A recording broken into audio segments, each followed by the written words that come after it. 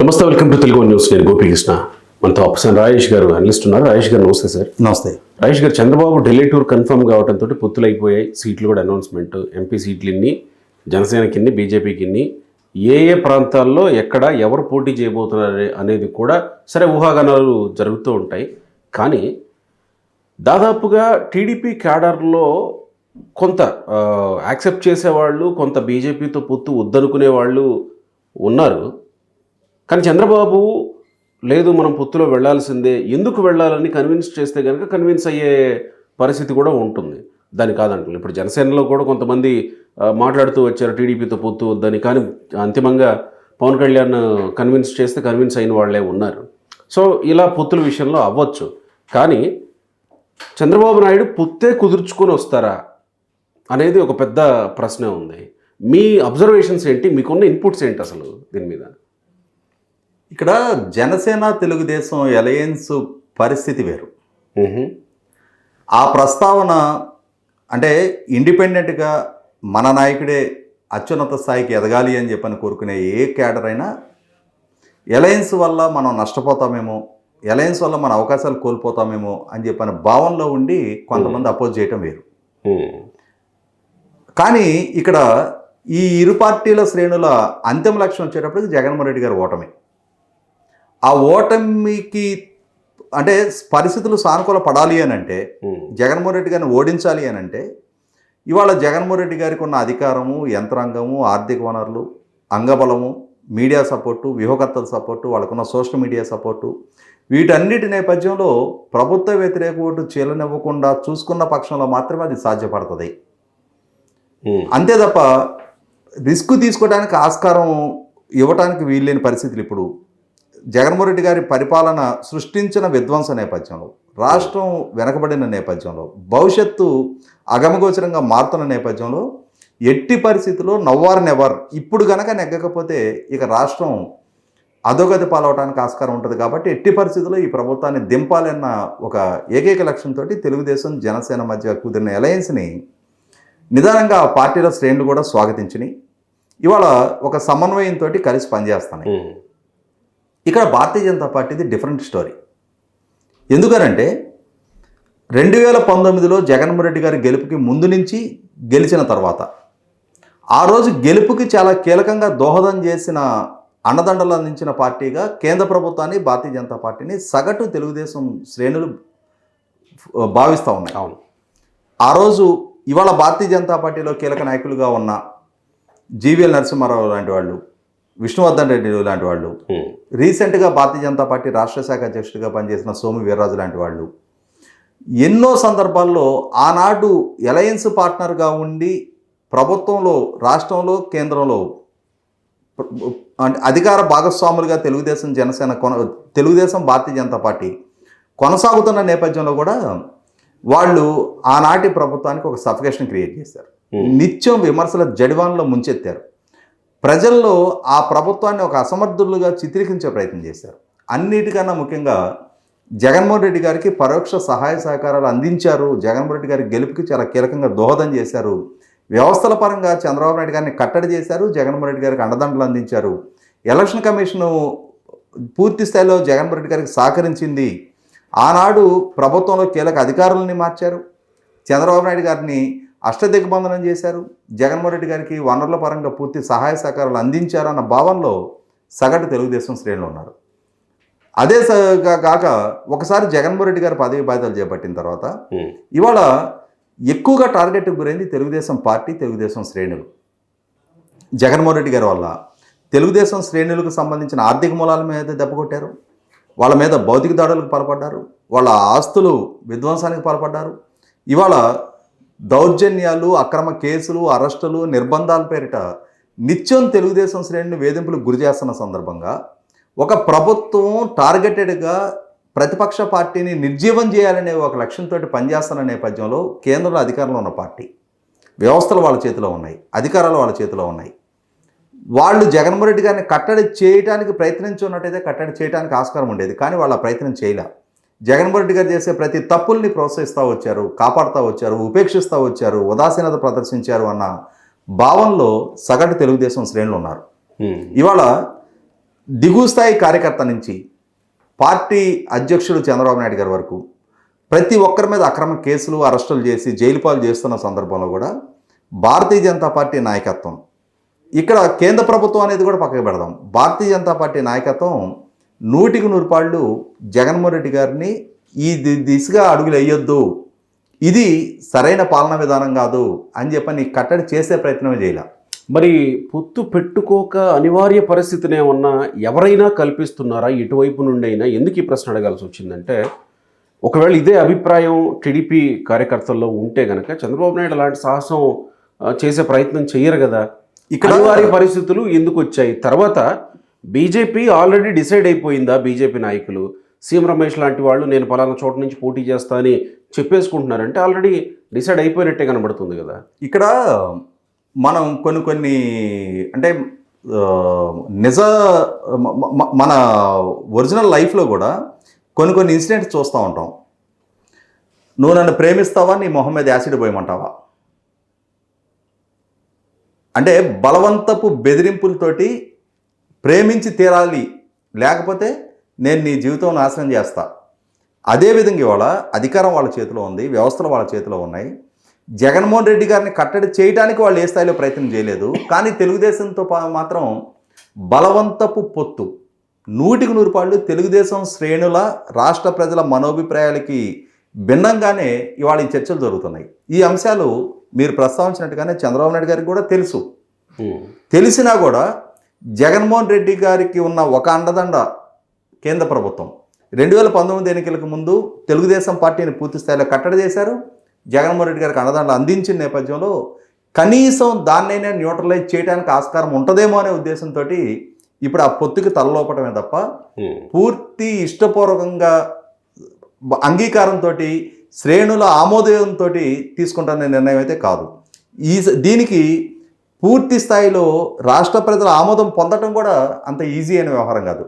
ఎమోషనల్గా బరస్ట్ అయి ఉన్నారు.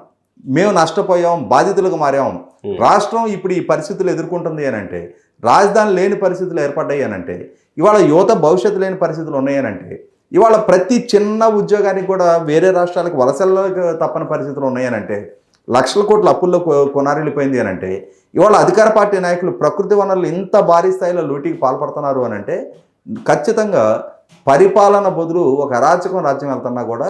ఒక్క మాట చెప్పండి. సో బీజేపీతో పొత్తు ఉండడం వల్ల జగన్మోహన్ రెడ్డి లాంటి వ్యక్తిని ఇంటికి పంపించడానికి సాధ్యపడుతుంది అని టీడీపీ అధినాయకత్వం భావిస్తే దాన్ని టీడీపీ క్యాడర్ స్వీకరిస్తుందా లేదా? ఇక్కడ జనసేన తెలుగుదేశం పార్టీ అలయన్స్ ఏర్పడింది. ఎందుకు ఏర్పడింది? ఆ రెండు పార్టీలకి కన్సాలిడేటెడ్ ఓట్ బ్యాంక్ ఉంది. ఆ ఓటు బ్యాంకు రెండు పార్టీలు విడివిడిగా పోటీ చేసి చీల్చుకున్న పక్షంలో అది అధికార పార్టీకి అడ్వాంటేజ్గా మారుతుంది. కాబట్టి ఇవాళ రెండు పార్టీల శ్రేణులు కొంత త్యాగం చేసి కొంత మనోభావాలు సర్దుబాటు చేసుకొని ఎమోషనల్గా ఈ రెండు పార్టీలు కనెక్ట్ అయ్యి ఆ రెండు పార్టీలు ఉమ్మడి పోరాటం, ఉమ్మడి మేనిఫెస్టో, ఉమ్మడి కార్యాచరణతో ప్రజలకు చేరువవటం ద్వారా ఖచ్చితంగా ప్రజల మద్దతు పొందగలుగుతాము, ఓట్ల చీలికని నివారించగలుగుతాము, జగన్మోహన్ రెడ్డి గారికి బలమైన సవాలు విసరగలుగుతామనే ఒక అభిప్రాయంతో ఇవాళ ఆ రెండు పార్టీలు పొత్తు పెట్టుకున్నాయి. ఇక్కడ వాళ్ళ భారతీయ జనతా పార్టీ తోటి ఓటు బ్యాంకు పరంగా వచ్చే అడిషనల్ అడ్వాంటేజ్ ఏంటి? రెండు పార్టీలు పొత్తు పెట్టుకోవడం వల్ల కేవలం కేంద్రంలో అధికారంలో ఉన్నారు కాబట్టి, కేంద్రంలో వ్యవస్థలు వాళ్ళ చేతిలో ఉన్నాయి కాబట్టి అధికార వ్యవస్థను అడ్డుపెట్టి జగన్మోహన్ రెడ్డి గారి అరాచకాలని కొంతవరకైనా కంట్రోల్ చేయగలుగుతారనే ఏకైక ఆశతోటే వాళ్ళతో పొత్తు గురించి ఆలోచన చేయాలి తప్ప వాళ్ళకున్న 0.86%. ఇవాళ నిన్నటి నుంచి మీడియాలో రకరకాలుగా స్పెక్యులేట్ అవుతున్నాయి. పలానా పార్లమెంట్ సీటు, పలానా పార్లమెంట్ సీటు, పలానా పార్లమెంట్ సీటు అని చెప్పని. ఇక్కడ ఆ లిస్టు చూడండి ఒకసారి. ఏ స్థానాలు అయితే తెలుగుదేశం గ్యారంటీగా గెలవగలిగిన స్థానాలు ఉన్నాయో వాటిని భారతీయ జనతా పార్టీ ఆశిస్తున్నట్టుగా, అంటే ఇన్ని స్థానాలు మాకు ఇవ్వాలి అని చెప్పని డిమాండ్ చేస్తున్నట్టుగా చర్చ నడుస్తుంది. అంటే ఇక్కడ భారతీయ జనతా పార్టీ ఉత్తరాది రాష్ట్రాల్లో బలంగా ఉంది. మొన్నటి వరకు కర్ణాటకలో అధికారం చెలాయించింది, కేంద్రంలో అధికారంలో ఉంది. రేపు మూడోసారి కూడా బలమైన పార్టీగా ఎమర్జ్ అవడానికి ఆస్కారం ఉంది. మేబీ సింగిల్ లార్జెస్ట్ పార్టీగా, ఇన్ఫ్యాక్ట్ ఇంకా గత 2 టెన్యూర్ లాగానే పూర్తి స్థాయి మెజారిటీ కూడా సాధించే స్థాయిలో వాళ్ళకి బలం దక్కొచ్చు. కానీ ఆంధ్రప్రదేశ్ రాష్ట్రంలో వాళ్ళకున్న స్టేక్ ఏంటి? ఇవాళ ఆంధ్రప్రదేశ్ రాష్ట్రం గురించి కదా మాట్లాడుకుంటుంది. మనకి ఒక సామెత ఉంది, ఒక ఊరు కరణం ఒక ఊరికి ఎట్టి అని చెప్పని. ఉత్తరప్రదేశ్లోనో లేదు రాజస్థాన్లోనో లేదు గుజరాత్లోనో ఉన్న వాళ్ళకున్న స్థాన బలాన్ని చూపించి, వాళ్ళకున్న స్థానాల సంఖ్యను చూపించి ఆంధ్రప్రదేశ్లో నెగోషియేట్ చేయడానికి ఆస్కారం లేదే.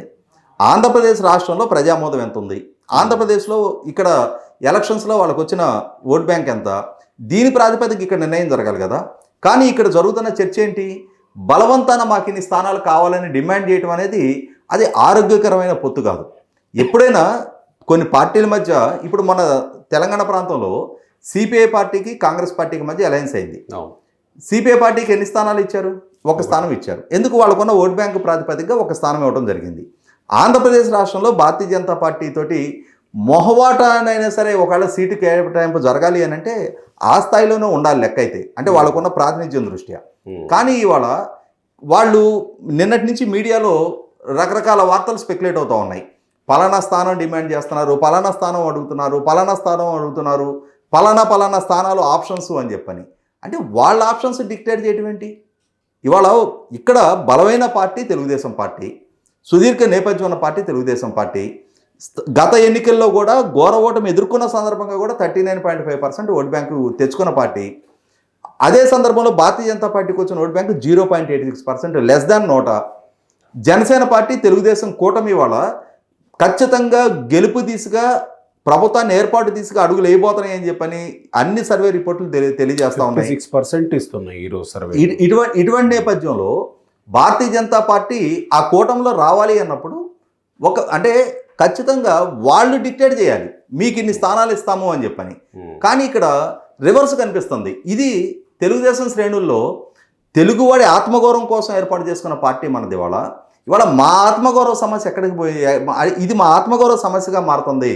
ఇవాళ మా మీద ఆధిపత్యం చూపించే పరిస్థితులు పరిణామాలు సహించలేకపోతున్నాం అనుకుంటున్నారు. చంద్రబాబు నాయుడు గారికి ఇవన్నీ తెలుసు. అన్నిటికన్నా ముఖ్యంగా భారతీయ జనతా పార్టీ పట్ల సగటు ఆంధ్రప్రదేశ్ పౌరుడిలో ఏ స్థాయిలో కూడా సానుకూలత లేదు అనేది 2019 అసెంబ్లీ ఎన్నికలే కాదు కదా, తర్వాత జరిగిన తిరుపతి పార్లమెంట్ ఎన్నికల సందర్భంగా కూడా చూసాం. జనసేనతోటి అలయన్స్ పార్ట్నర్గా పోటీ చేసి డిపాజిట్ కూడా దక్కించుకోలేని పరిస్థితి చూసాం మనం అక్కడ. పవన్ కళ్యాణ్ గారి స్థాయి నాయకుడు స్వయాన ప్రచారం చేసినా కూడా భారతీయ జనతా పార్టీని అక్కడ ప్రజలు ఆదరించాల. ఇటువంటి నేపథ్యంలో తర్వాత ఉదయగిరి, బద్వేలు అసెంబ్లీ ఎన్నికల, ఆత్మకూరు, బద్వేలు అసెంబ్లీ ఎన్నికల సందర్భంగా కూడా చూసాం. ఇటువంటి నేపథ్యంలో ప్రజలు అక్కడ రిసీవ్ చేసుకోవడానికి సిద్ధంగా లేని దగ్గర బలవంతాన పొత్తులు పెట్టుకునే పరిస్థితులు ఉత్పన్నమైనా రేపు రోజు ప్రతికూల ఫలితాలు రావడానికి ఆస్కారం ఉంది. ఇక్కడ ఒక చిన్న ఇదేంటంటే, ఆల్రెడీ ముందే తెలిసిపోయిందా వైసీపీకి? ఒకవైపు విజయసాయిరెడ్డి రాజ్యసభలో మాట్లాడుతూ రాష్ట్రపతి ప్రసంగానికి తీర్మానం చెప్పే దీంట్లో కాంగ్రెస్ పార్టీ దుమ్మెత్తిపోసాడు. అంటే ఇండైరెక్ట్గా బీజేపీని హైలైట్ చేసుకుంటూ వెళ్ళిపోయాడు. అంటే బీజేపీ, టీడీపీ, జనసేన పొత్తులో రాబోతున్నాయని ముందే తెలిసి, అంటే దాదాపు వాళ్ళు కన్ఫర్మ్ అయిపోయి మళ్ళీ బీజేపీని ఏమన్నా హైలైట్ చేయడం మొదలుపెట్టారని అనుకోవాలా? అంటే ఈ పొత్తు గురించి వైసీపీ భయపడుతుందా అనేది నా ప్రశ్న. దాని గురించి ఇక్కడ వైసీపీ పార్టీది కొంచెం వాళ్ళది, అంటే వాళ్ళ పరిస్థితి వేరు, వాళ్ళ కంపల్షన్ వేరు. వాళ్ళకి కేంద్రంలో అధికారంలో ఎవరుంటే వాళ్ళని పొగిడి తీరాల్సిన పరిస్థితి. వాళ్ళకున్న వ్యక్తిగత బలహీనతలు, వాళ్ళ మీద ఉన్న కేసులు, అవి ఛార్జ్షీట్లు నమోదైన తీరు, వాళ్ళకున్న జైలు జీవిత నేపథ్యం, ఈ నేపథ్యంలో ఆ కేసుల విచారణ వేగవంతం కాకుండా ఉండాలి అని అంటే 100% కేంద్రంలో అధికారంలో ఎవరున్నా సరే, మన తెలంగాణ పాత అంటే వాడుక పదం ఉండేది కదా, బాంచన్ని కాల్ముక్త, 100% ఆ స్థాయిలో వ్యవహరించి తీరాల్సిందే. లేదు అని అంటే జరగబోయే పరిస్థితులు, పరిణామాలు ఎట్లా ఉంటాయి అనేది, దాని కాన్సిక్వెన్సెస్ ఏంటి అనేది విజయసాయిరెడ్డి గారికి చాలా స్పష్టంగా తెలుసు. కాబట్టి కాంగ్రెస్ పార్టీతో విభేదించి సొంతంగా పార్టీ ఏర్పాటు చేసుకొని కాంగ్రెస్ పార్టీ నుంచి చీల్చే ప్రయత్నం చేసినా కూడా జగన్మోహన్ రెడ్డి గారు ఆ రోజు ప్రణబ్ ముఖర్జీ గారు రాష్ట్రపతిగా నిలబడ్డ రోజు జైలు నుంచి వచ్చి కూడా ఆయన ఓటేయడం జరిగింది. అదే సందర్భంలో విజయలక్ష్మి గారిని, శర్మ గారిని ఇద్దరిని సోనియా గాంధీ గారి దగ్గరికి రాయబారం పంపించే బెయిల్ తెచ్చుకున్నారని చెప్పని ఇప్పటికే దాకా భావిస్తూ వచ్చాం. రీసెంట్గా శర్మ గారు చెప్పిన ప్రకారం శర్మ గారి భర్త అనిల్ గారు, జగన్మోహన్ రెడ్డి గారి సతీమణి భారతి గారు కూడా రాహుల్ గాంధీ గారి దగ్గరికి, సోనియా గాంధీ గారి దగ్గరికి వెళ్ళి అభ్యర్థించిన మీదటే జగన్మోహన్ రెడ్డి గారికి బెయిల్ వచ్చిందనే పరిస్థితి కూడా విన్నాం మనం. ఆ సందర్భంగా బెయిల్ వచ్చిన తర్వాత కూడా ఆయన నేషనల్ మీడియాకి ఇచ్చిన ఇంటర్వ్యూలో భారతీయ జనతా పార్టీని మతతత్వ పార్టీగా సంబోధిస్తా మాకు గనక ఎంపీ స్థానాలు గణనీయమైన సంఖ్యలో తగ్గితే కేంద్రంలో యూపీఏకే మద్దతు ఇస్తాము, సెక్యులర్ ఫోర్సెస్కి మద్దతు ఇస్తామని చెప్పిన సంగతి కూడా మనం విన్నాం. కానీ ఒకసారి కేంద్రంలో నరేంద్ర మోడీ గారి ప్రభుత్వం రాగానే, యూపీఏ ఓడిపోగానే ఇమ్మీడియట్గా అలయన్స్ పార్ట్నర్గా ఉన్న తెలుగుదేశం పార్టీ సభ్యుల కన్నా ముందు జగన్మోహన్ రెడ్డి గారే ఢిల్లీ వెళ్ళి నరేంద్ర మోడీ గారిని కలిసి 2014లోని అభినందనలు తెలిపొచ్చిన తీరు చూసాం. ఆనాటి నుంచి ఈనాటి దాకా ప్రతి సందర్భంలో కూడా నరేంద్ర మోడీ గారి నాయకత్వంలో ఉన్న పార్టీకి, ప్రభుత్వానికి అన్ని బిల్లుల్లో కూడా మద్దతు తెలుపుతున్న సంగతి చూస్తూనే ఉన్నాం. కాబట్టి ఇక్కడ నా విజయసాయి రెడ్డి గారికైనా, నా జగన్మోహన్ రెడ్డి గారికైనా కేంద్రంలో పాలకులుగా ఎవరుంటే, ఆ రోజు కాంగ్రెస్ పార్టీ ఉన్నా, ఇవాళ భారతీయ జనతా పార్టీ ఉన్నా, వాళ్ళని ప్రసన్నం చేసుకోవాల్సిన పరిస్థితి, దుస్థితి, వాళ్ళకు కర్మ పట్టింది అది. ఆ నేపథ్యంలో వాళ్ళ మీద ఉన్న కేసుల నేపథ్యంలో ఆ కేసుల నుంచి బయటపడాలి అని అంటే వాళ్ళ నుంచి బీజేపీ దూరం జరుగుతుందేమో, బీజేపీ సపోర్ట్ ఇక మీద మనకి రాదేమో అని ఏమన్నా భయపడుతున్నారా? అంటే 2014 నుంచి ఈ రోజు దాకా యథావిధిగా అదే పొగుడుతూనే ఉన్నారు. రాష్ట్ర అవసరాలను పెండింగ్ పెట్టారు. రాష్ట్రానికి సంబంధించిన విభజన చట్ట హామీల గురించి ఏ రోజు ప్రస్తావించలేదు. విశాఖపట్నం స్టీల్ ప్లాంట్ ప్రైవేటైజేషన్కి కేంద్ర ప్రభుత్వం పూనుకుంటే దాన్ని కనీసం అడ్డుకునే ప్రయత్నం చేయలేదు. రాష్ట్ర ప్రభుత్వ పరంగా పాలకుడుగా జగన్మోహన్ రెడ్డి గారు ప్రధానమంత్రి నరేంద్ర మోడీ గారికి తిరుపతి ఎయిర్పోర్ట్లో పాదాభివందనం చేశారు అని అంటేనే జగన్మోహన్ రెడ్డి గారి పరిస్థితి ఏంటనేది మనం అర్థం చేసుకోవచ్చు. మీరు చూసారా ఏ రాష్ట్ర ముఖ్యమంత్రి అయినా ఒక ప్రధానమంత్రికి పాదాభివందనం చేయడం? నా అనుభవంలో నేనైతే చూడాల, ఎక్సెప్ట్ జగన్మోహన్ రెడ్డి గారు. వాళ్ళ కర్మది. దానికి ఇవాళ విజయసాయి రెడ్డిని అంతకంటే మెరుగైన పనితీరు, మెరుగ్గా కేంద్ర ప్రభుత్వంతో నిలదీసో రాష్ట్రాంశాల గురించి డిమాండ్ చేసే స్థాయిలో ఆయన మనం ఊహించలేము. ఆ స్థాయి పెర్ఫార్మెన్స్ ఆయన నుంచి ఆశించలేము. వాళ్ళకైతే ఆ కంపల్షన్ తప్పదు. ఇవాళ అటువంటి జగన్మోహన్ రెడ్డి గారిని ఎన్నికల్లో ఎదుర్కోవడం కోసం తెలుగుదేశం పార్టీ, జనసేన కూటమికి కూడా కేంద్రంలో అధికారంలో ఉన్నారు కాబట్టే భారతీయ జనతా పార్టీ తోటి ఆ సైజు దిశగా చర్చలు జరపాల్సిన కంపల్షన్ క్రియేట్ అయింది. కాకపోతే తెలుగుదేశం శ్రేణులను సమాధాన పరచాలి అని అంటే ఖచ్చితంగా కేంద్ర ప్రభుత్వం వైపు నుంచి యాక్షన్స్ కనిపించాలి. ఆ ప్రాపర్ యాంబియన్స్ బిల్డప్ చేయాల్సిన బాధ్యత, మనోభావాలు తమ పొత్తుని అంగీకరించే దిశగా చొరవ చూపాల్సిన బాధ్యత పాలకులుగా ఉన్న కేంద్ర పెద్దల మీదే ఉంటుంది. లేని పక్షంలో ఆ పొత్తు 100% సానుకూల ఫలితాల కన్నా కూడా వికటించడానికి ఆస్కారం ఉంటుంది. Right sir, thank you.